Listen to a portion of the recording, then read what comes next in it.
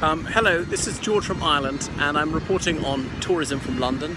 So here I am on Westminster Square near some of the iconic sites of London. In any film, the establishing shots will very likely show Big Ben, which refers to the clock in that clock tower you can see behind me. You can't go up inside, unfortunately not open to the public. It's been there since 1858. One thing about the Palace of Westminster, Parliament as it's often called, is it's only existed in its current form since 1834. The previous one burnt down. It was then reconstructed. Another thing to point out about it is it was slightly damaged by bombs in the Second World War. So you can see behind me that very wide roof. That's Westminster Hall, which is one of the oldest buildings in the United Kingdom, dates to 1100. It's got a hammer beam roof.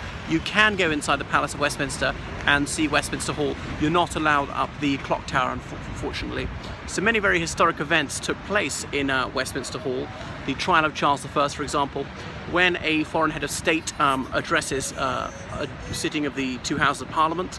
That takes place in Westminster Hall. For instance, when President Obama a few years ago addressed the House of Commons and the House of Lords in there, that's where it happened.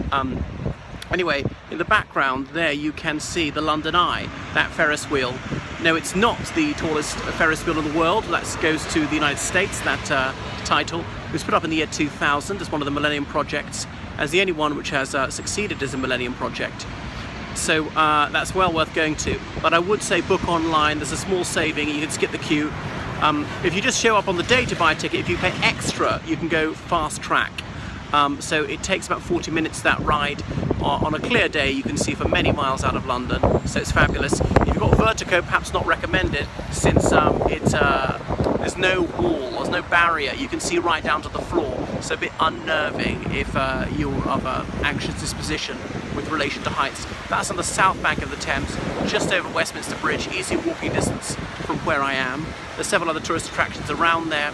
You can buy a joint ticket allowing you to go to several things on the same day, like go to up the London Eye, go to the London Dungeon, go to the aquarium, which is just there. There's a small saving if you buy admission to 3 or 4 exhibits or attractions at once.